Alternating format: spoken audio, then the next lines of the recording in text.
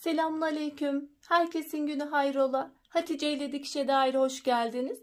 Bugün sizlerle birlikte nevresim takım dikimini göstermeye çalışacağım. İnşallah nevresimini, çarşafını ve yastıklarını dikmiş olacağız.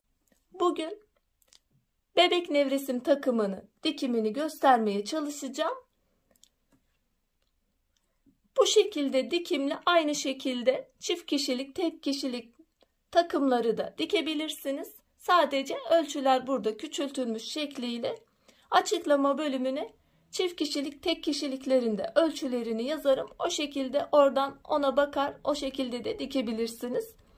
Kumaş olarak benim elimde şu an renkli kumaşım empirme poplin pamuklu. Sade kumaşımda akfil, şöyle pamuklu akfil kumaşını kullanıyorum. Bunda ayrı, bunda ayrı neden diye sorarsanız kumaşlar bu şekilde denk geldi. Böyle bu şekildeydi kumaşlarım. İstediğiniz gibi ikisini de aynı kumaştan bulabiliyorsanız o şekilde de dikebilirsiniz tabi. Fark etmez. Ayrıca pamuklu kumaşların çekmesini önlemek için daha önceden yıkarsanız daha iyi sonuç elde edeceksinizdir. Genellikle kaliteli kumaşlar çekmez ama siz yine de yıkarsanız daha iyi sonuç elde etmiş olursunuz. Çalışmamıza geçmeden önce kanalıma ücretsiz bir şekilde abone olup yandaki zili de aktif hale getirirseniz yüklediğim tüm videolardan haberdar olabilirsiniz. Ayrıca videoları da beğenerek bana da destekte bulunabilirsiniz. Instagram'dan Hatice ile hesabından da takip edebilirsiniz. Oradan da isteklerinizi ulaştırabilirsiniz. Elimizden geldiği kadar yardımcı olmaya çalışıyoruz.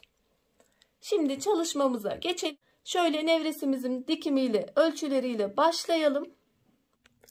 Yorgan ölçüsüne göre hareket ediyoruz. Benim elimde boy olarak 1,5 150 santim, en olarak 1 metre 100 santim ölçüsünde bir yorgan var. Genellikle standart olarak bu ölçülerde oluyor ama 1'e 1,20 olarak da kullanabilirsiniz.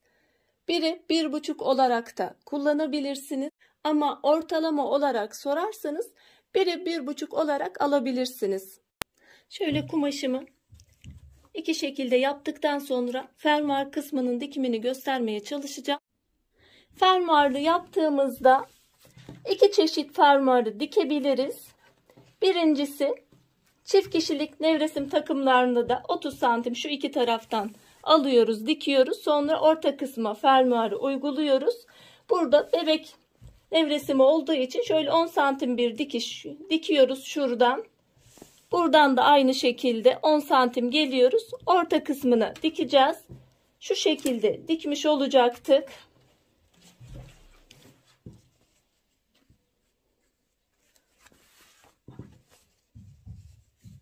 Buradan 10 santimi zaten birleştirmiştim kumaşı. Birleştirdiğimi varsayıyorum. Şu şekilde dikecektik. Ama burada bir de kapaklı şekilde dikim yapıyoruz. Kapaklı yapacağım için bu baş kısımları dikmiyorum. Şimdi makineye geçerek kapaklı kısmında gösterimini yapayım. Bu şekilde diğer ilk gösterdiğim şekilde büyük bir nevresim takımı dikiminde göstereceğim. Daha iyi anlaşılır. Fermuar kısmına geçeceğiz. Fermuar kısmını dikeceğiz. İki çeşitte dikilebiliyor. İki farklı şekilde dikilebiliyor fermuar. Burada ben kapaklı şekilde dikeceğim için şu kenarlardan önce bir dikme yapmıyorum. Komple bir fermuar uygulayacağım. Kapaklı dediğimiz şekilde şöyle birbirini kapatacak diktikten sonra. Şimdi uygulama olarak diktiğimde daha iyi anlaşılacak. Buradan ilk bir tarafı fermuarın şöyle düz üst kısmına gelecek şekilde şu şekilde yerleştirip dikiyoruz. Burada ben ilk kenarı kullandığım için tek katlama yapıyorum. Ama iplikli kenar kullanırsanız şuradaki gibi şöyle iki kere katlayacaksınız. Bu şekilde şöyle dikim yapıyoruz. Diğer tarafı ise şöyle biraz daha fazla katlıyoruz. Eğer diğer taraf gibi iplikli kenar ise şöyle daha fazla katlama yapıyoruz. Burada fermuarın düz tarafını değil de ters tarafını yerleştirip Şu şekilde dikim yapıyoruz. Sonra döndürdüğümüz zaman burada tersten diktik. Buradan düzden dikmiş oluyoruz. Şu şekilde dikeceğiz. Şuradaki kalan fazla kısımda diğer kumaşın üstüne gelecek şekilde yapacağız. O da onu kapatmış olacak. Bu şekilde bu çalışmada dikim yapacağız. Şimdi fermuarın dikimiyle başlayalım. Fermuar ayağımızı takıyoruz. Şimdi fermuarın düz kısmı üste bakıyor. Kumaşın da düz kısmı üste bakıyor. Ben ipliksiz kenar kullanıyorum. Burada ip kenarı olduğu için tek bir katlama yapacağım.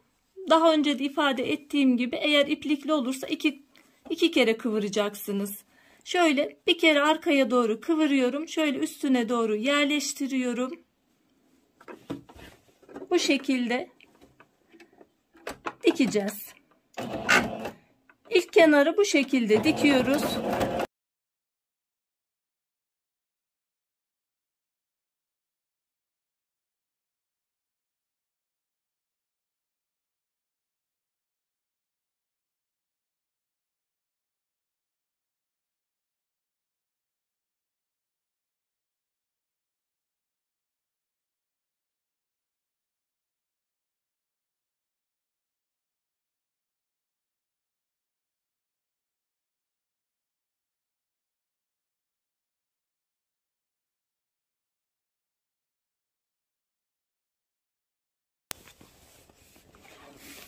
Şimdi diğer kenarı dikiyoruz. Şöyle ayırıyorum. Bunu alıyorum. Şimdi buradan tersten dikeceğiz. Kapaklı kısım olan kısmı tersten dikiyoruz. Bu kapatacak. Burada fazla alacağız. Ben normalde 2 parça olduğu için fazla almıştım kumaşımı. Bu kısmı da göz önünde bulunduruyorum. Eğer boydan direkt üst kısmı bütün olsaydı bu daha kolay olacaktı. Burada 2 parça, onun ayarlamasını yaptım ben. Burada fermuarımızda ters olacak. Yani orada düz kısım üstte kalmıştı. Burada düz kısım altta kalıyor. Ters kısım üste bakıyor. Şöyle yerleştiriyorum. Ortalama olarak şöyle 3,5 kapama payı olarak 3 santim. Şöyle 1 santimden bu şekilde dikildiği zaman şu kısım kapak kısmı olacak. 2 kısım 2 santimlik kısım kalıyor. Fermuardan sonra bu kapama kısmı olacak.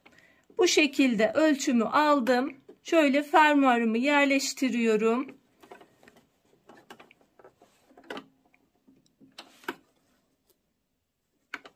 Aynı şekilde dikiyorum. Burada iki işlemi de ters kısımdan yaptık. Kumaşımız ters. Bu taraftan katlama yaptık. Fermuarın da düz kısmı alta kaldı. Ters kısmı üstte kaldı. Sadece fark bu şekilde. Bir de burada daha geniş bir katlama yapıyoruz. Kapak kısmı da kalması için.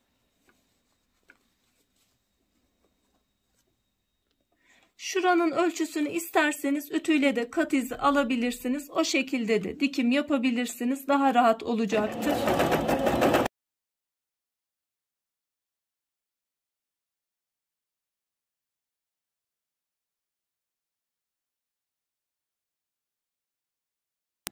Bu kısmı da bitirmiş olduk. Şimdi birleştirmesine geçeceğiz. Şöyle fermuar kısımlarımızı diktik. Bir taraf kapaklı kaldı. Şu şekilde arkadan gösteriyorum. Fazlalık kısım 2 santimlik kısım bıraktık buradan. Şöyle birbirine geçtiği zaman şu şekilde kapatma şeklinde olacak. Burada direkt dikmiştik. Burada fazlalık kısım bıraktık. Şimdi el geçirmesine geçiyoruz. Burada da şöyle küçük bir geçirme kolaylığı göstereceğim. Şuradan dişli tarafından bir kısmı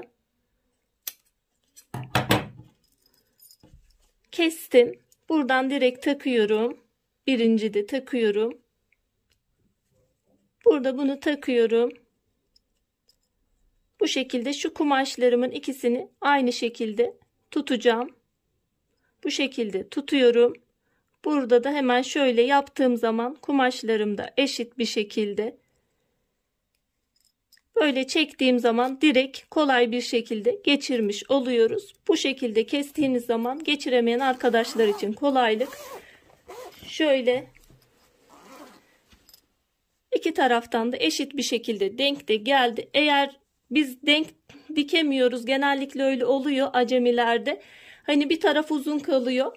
İğneleyerek de fermuarı dikebilirsiniz. Bunu bu şekilde kapattıktan sonra tekrar aynı işlemi takıyorum.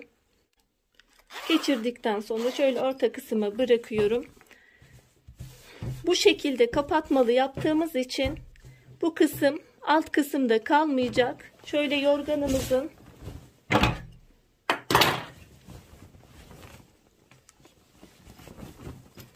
arka tarafına doğru şöyle 2 santim şeklinde buradan dikişini bu şekilde yapacağız. Tabi tersten yapacağız da ben gözüksün diye bu şekilde gösteriyorum.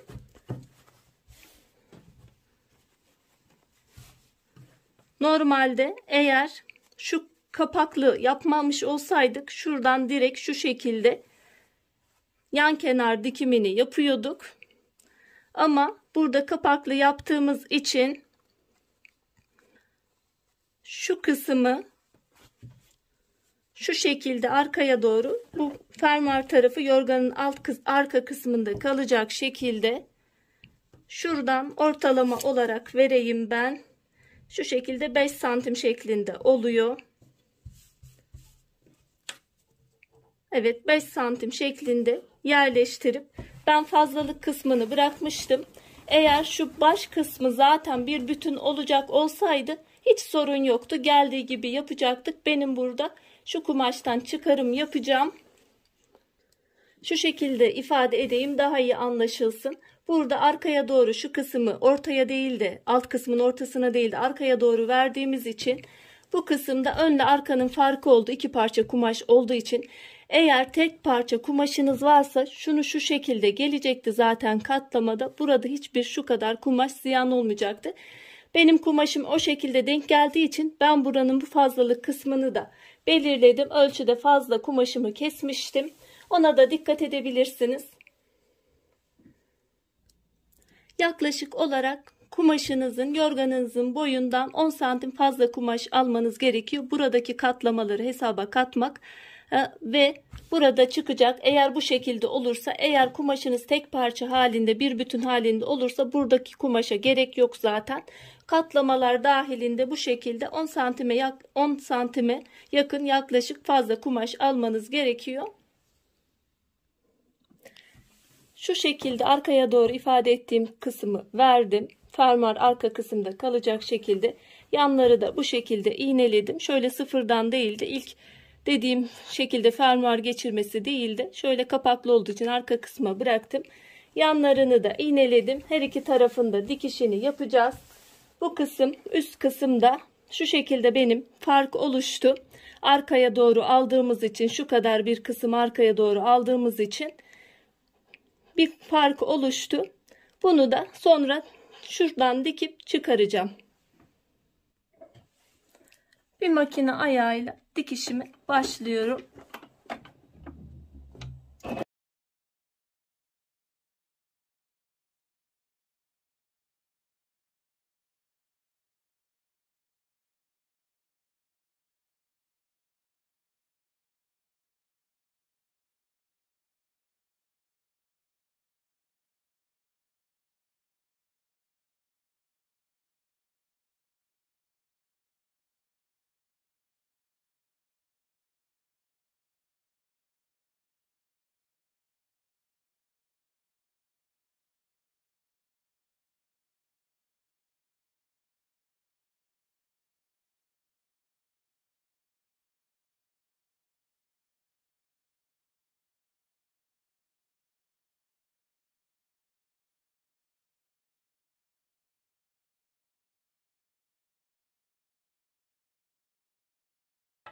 Dikişlerini bitirmiş oldum. Şimdi zikzak ayarıyla kenar temizlemelerini yapacağım.